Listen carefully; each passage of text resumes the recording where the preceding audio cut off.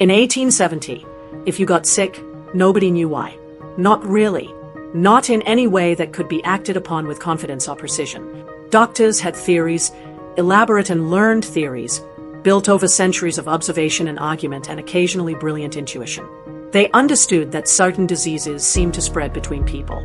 They understood that sanitation had something to do with health, that cities were more dangerous than the countryside, that poverty and illness walked together with a grim consistency that suggested a relationship nobody had yet been able to fully explain. They had treatments, some of which wiped some of the time for reasons nobody properly understood, and many of which did nothing at all, and a few of which actively killed the patients they were supposed to save.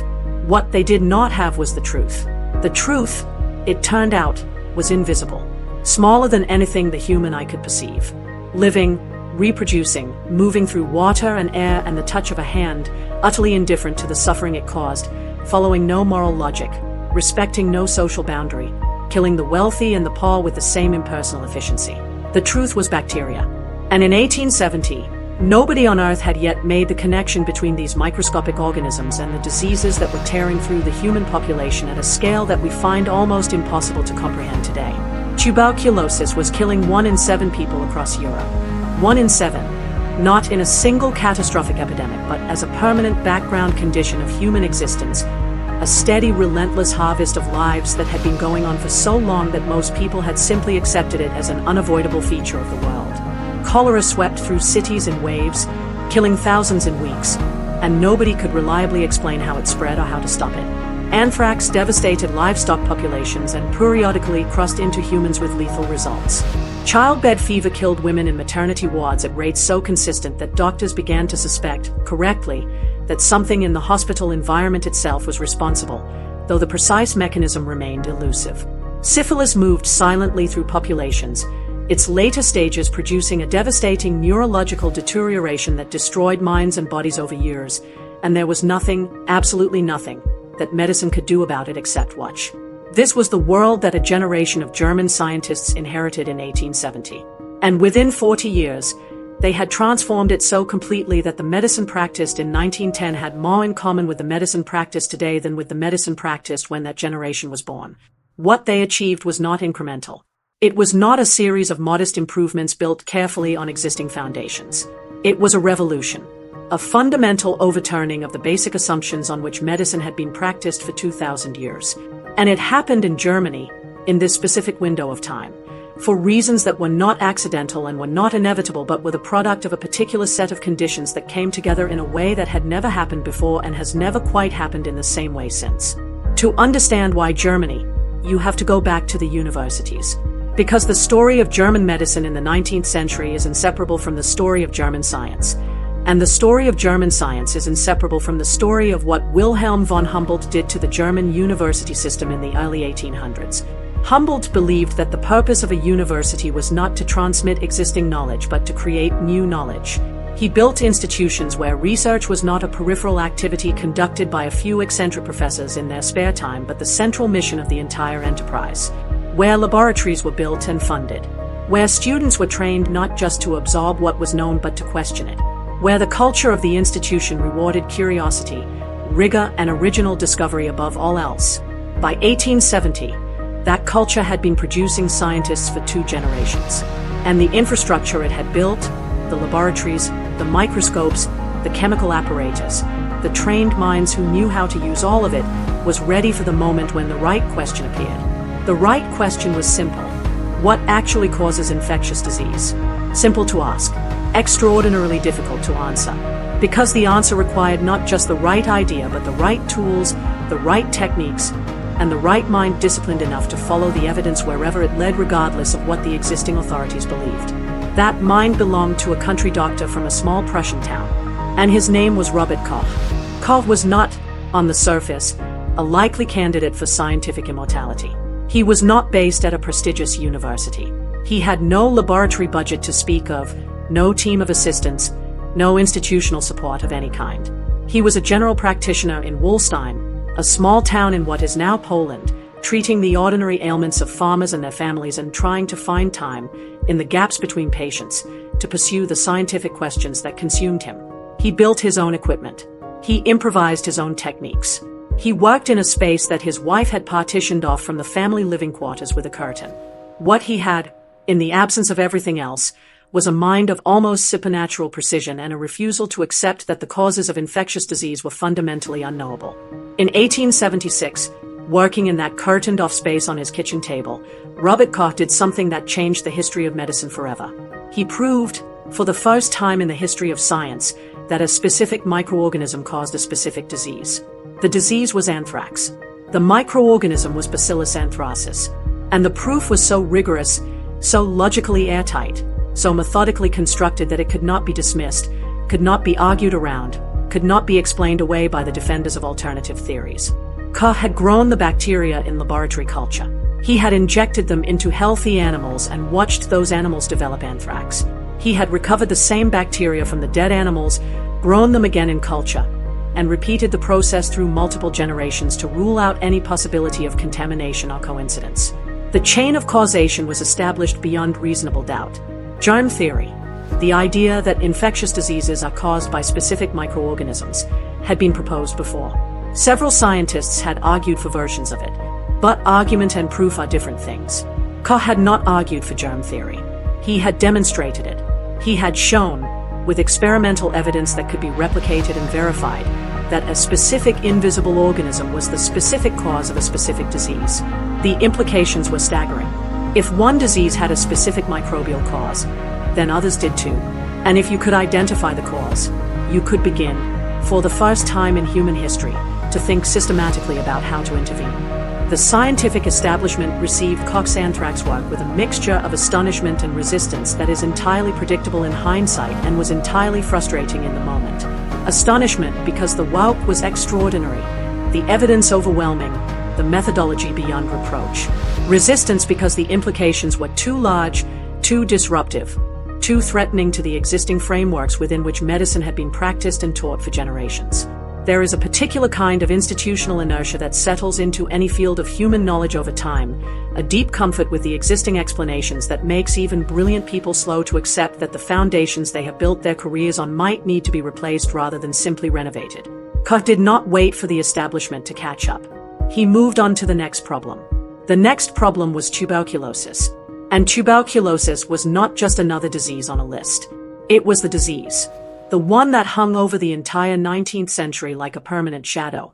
The Romantic poets had written about it with a strange and terrible beauty. Consumption, they called it, the slow, elegant wasting of the body that had claimed Keats and Chopin and countless others whose names history did not bother to record. The romanticization was a coping mechanism, a way of giving meaning to a death so common that almost every family in Europe had been touched by it. 1 in 7 people, dying slowly, coughing, wasting, and nobody knowing why or how to stop it. In 1882, 6 years after the anthrax work, Koch stood before the Berlin Physiological Society and announced that he had found the answer. The preparation for that announcement had been exhaustive. Koch had spent months developing new staining techniques to make the tuberculosis bacterium visible under the microscope, because it was notoriously difficult to stain and had resisted previous attempts to identify it. He had grown it in culture, which required new methods because it grew far more slowly than other bacteria. He had infected animals, observed the development of the disease, recovered the bacterium from the infected tissue and grown it again. He had followed every step of what would become known as Koch's postulates with the same meticulous rigor he had brought to the anthrax work. Only this time the stakes were incomparably higher and the technical challenges incomparably greater. When he finished speaking, the room was silent. One attendee, a young physician named Paul Ehrlich, who would go on to change medicine in his own extraordinary way, was sitting in the audience that night. He later described the silence as the silence of people who understood that they had just witnessed something that would divide the history of their field into before and after. That the world of medicine as it had existed when they walked into the room no longer existed in the same form when Koch stopped speaking. The discovery of the tuberculosis bacterium did not immediately produce a cure. That would take decades more. But it did something almost as important. It proved, beyond any remaining doubt, that the germ theory of disease was not a hypothesis or a speculation or one competing framework among many. It was the truth.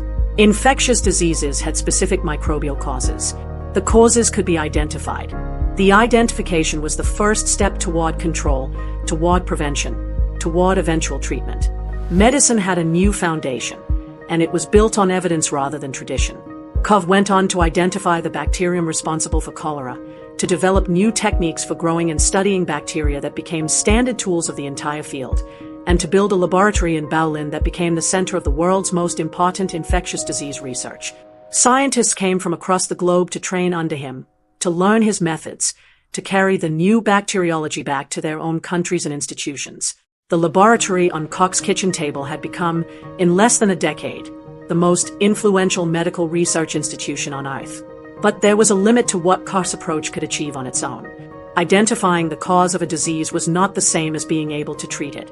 You could know with perfect certainty what was making people sick and still have nothing to offer them except the advice to avoid exposure, which in the crowded, interconnected world of the late 19th century was often easier said than done. The next step, the step that would take medicine from diagnosis to treatment, from understanding disease to defeating it, required a different kind of mind. It required Paul Ehrlich. Ehrlich was in many ways Koch's opposite, though they respected each other deeply and their careers were intertwined at crucial points.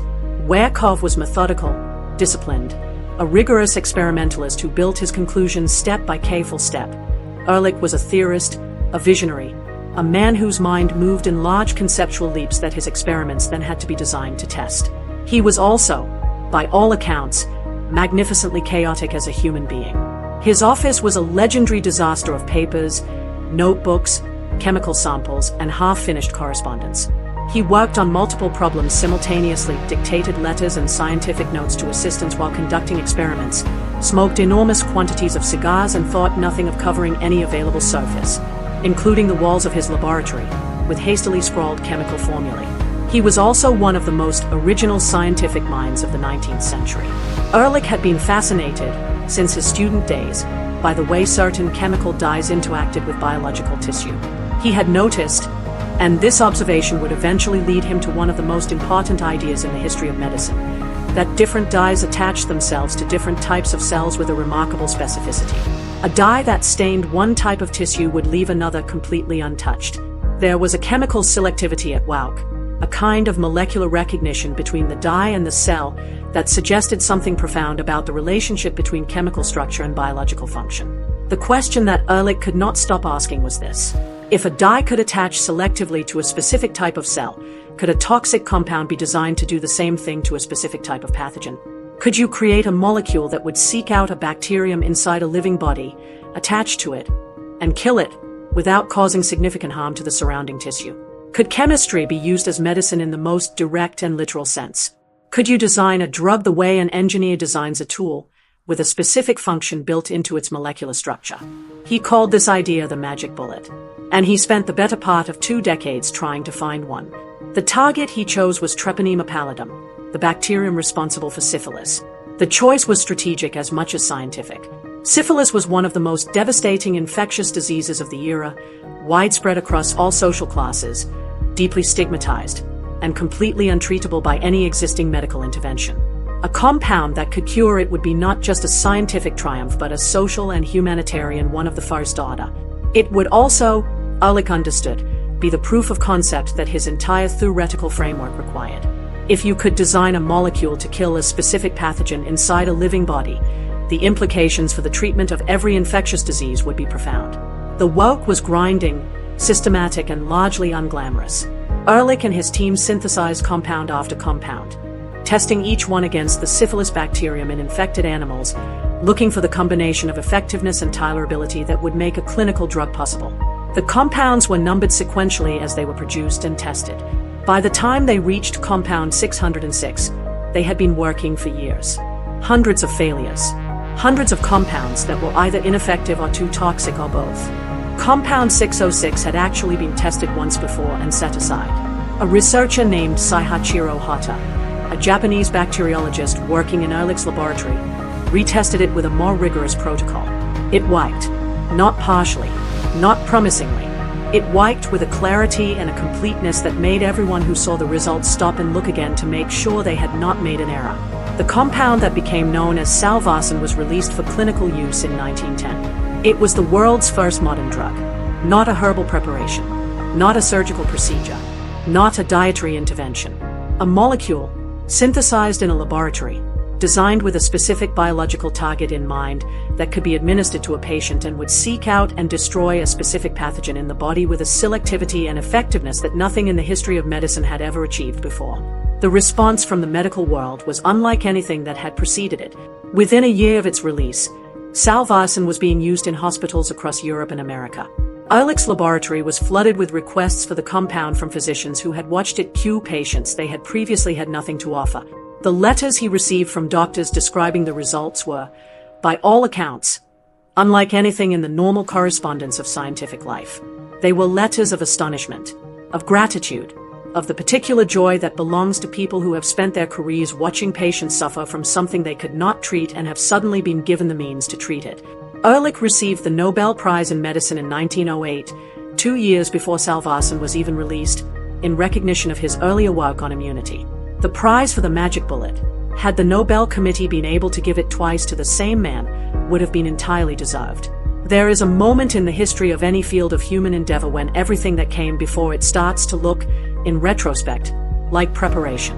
Like the long, slow accumulation of tools and ideas and half-formed insights that were necessary preconditions for something that, once it arrived, made the previous state of affairs seem almost incomprehensible.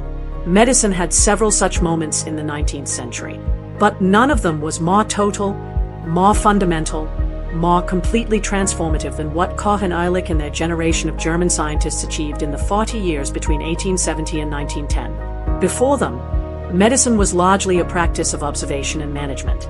You watched what happened to sick people. You described the patterns. You tried interventions that sometimes worked and often did not and rarely could be explained in any mechanistic sense. The best physicians were the ones with the most experience, the sharpest observational instincts, and the most honest acknowledgement of the limits of what they could do.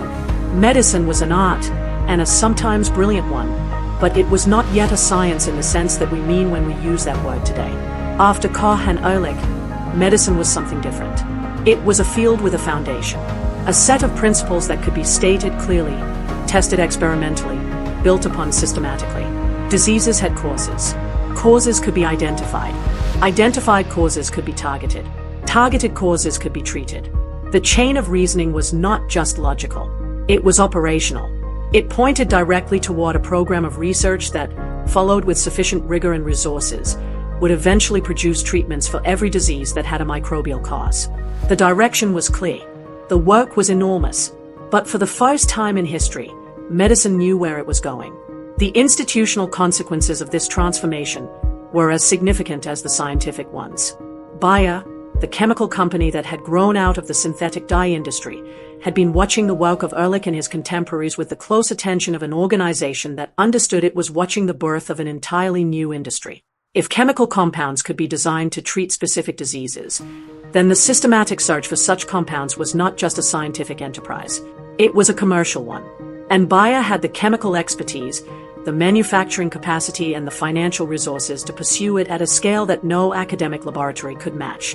In 1897, a biochemist named Felix Hoffmann synthesized a stable form of acetylsalicylic acid, aspirin. The compound had been known in various forms for decades, derived from the bark of the willow tree, but it had never been produced in a form that was chemically stable, consistently dosable, and tolerable enough for widespread clinical use. Hoffmann solved those problems. Bayer patented the result, named it aspirin, and began marketing it in 1899. It was the world's first blockbuster drug. Within a few years, it was being taken by millions of people across the world for pain, fever, and inflammation. It remains one of the most widely used medications in human history more than a century later. The same year that Hoffmann synthesized aspirin, another biochemist named Heinrich Draeser was working on a different derivative of the same willow bark chemistry. The compound he produced was diacetylmorphin. Bayer named it heroin, from the German word heroisch, meaning heroic, because of the powerful effects it produced in early trials. They marketed it as a cough suppressant and a non-addictive substitute for morphine. The non-addictive claim was, as history would catastrophically demonstrate, completely wrong. But the episode illustrates something important about the pharmaceutical industry in its earliest years. The science was moving faster than the understanding of long-term consequences. The tools were new and powerful and not yet fully understood. The eagerness to deploy them commercially was not always matched by the caution that their power required. This tension between the extraordinary promise of pharmaceutical chemistry and the dangers of deploying it without sufficient understanding of its effects has never been fully resolved. It runs through the entire history of the industry that Bayer and Hoechst and the other German chemical companies founded in those years. The same scientific capability that produced aspirin and Salvarsan and eventually penicillin and the entire modern pharmacopea also produced thalidomide and opioid epidemics and a long catalogue of interventions that caused harm before their full effects were understood. The tools that Koch and Ehrlich built were genuinely revolutionary. Like all revolutionary tools, they required wisdom to deploy safely.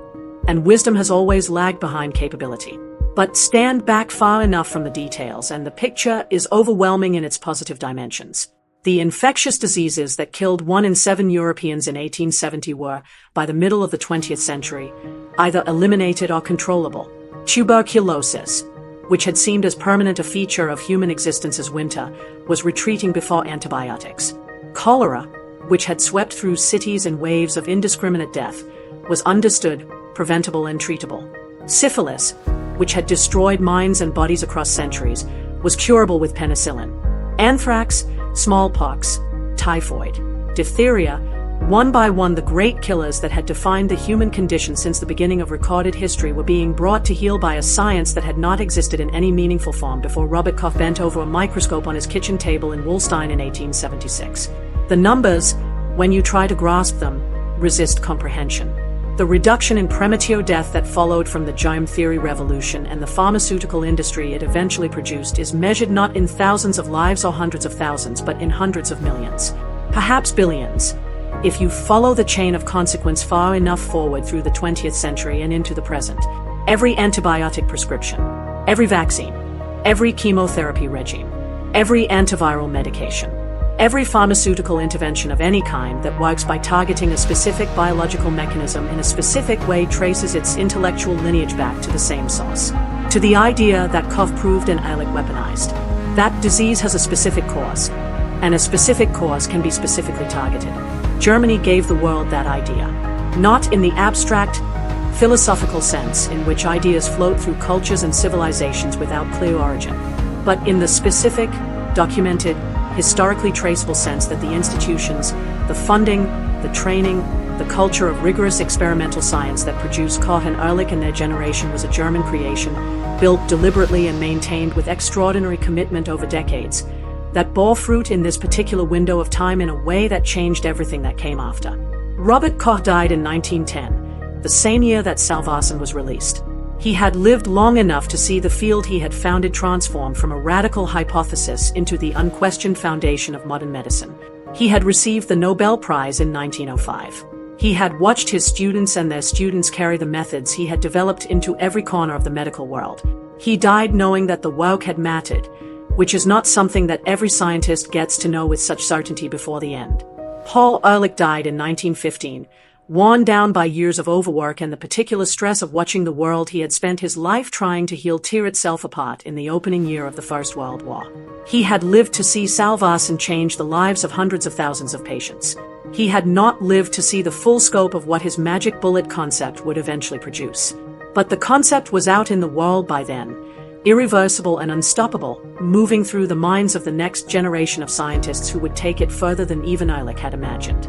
We are the beneficiaries of their obsession. Of Koch's refusal to accept that disease was mysterious. Of Ehrlich's refusal to accept that treatment was impossible.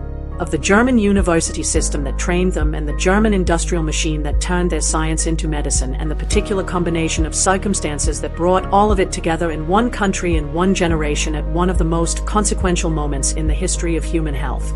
Next time you take a tablet for an infection and expect it to work, think about the kitchen table in Wolstein. Think about the numbered test tubes in Ehrlich's laboratory. Think about the silence in the room in Berlin on the night of the 10th of March 1882, when a country doctor from a small Prussian town stood up and told the world what was actually making it sick. They were extraordinary men working in an extraordinary moment. And the world they made possible is the one you are living in right now. If this story moved you, if it made you think differently about the medicine that keeps you and the people you love alive, then share it with someone who needs to hear it. History is full of wars and politics and the rise and fall of empires. But sometimes the most important story is the one being told in a quiet laboratory by a man who simply refuses to stop asking questions. Subscribe so you do not miss the rest of this series. And leave a comment below telling me which moment in this story hit you hardest.